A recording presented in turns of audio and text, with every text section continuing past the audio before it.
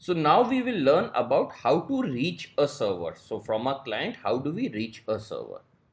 So in the previous lesson, this is the client server architecture we had learned about.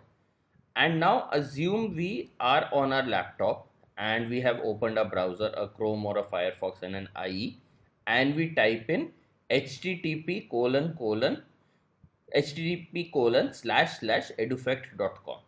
Now, how does it come to know where is the server edufect.com located and where does it need to go and fetch the response from?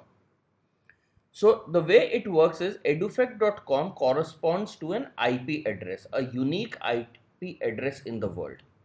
And this IP address, once we come to know about it, we can find a path to it. So, it's like a cataloging system where we can figure out where an IP address would be. So the first thing we do is using the domain name servers, we figure out what is the IP address of edufect.com. Now once we have figured out the IP address of edufect.com, we can reach that server. Now on that server, multiple network requests could be coming in. So the other thing that plays a role is this HTTP colon. So HTTP here means hypertext transfer protocol, and what happens here is that we have a logical entity known as a port. So port means that if there is a message coming in with port 80, we need to send it to the application which wants to process messages coming on port 80, or what we say is listening to the messages on port 80.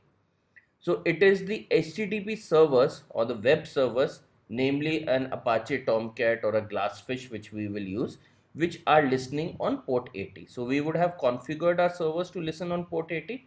So when this HTTP request comes, it goes to port 80. It has that port 80 set, and on that port 80, our servers are running.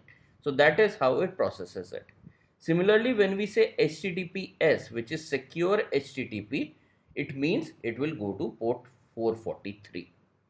So these are the two important concepts we learned here.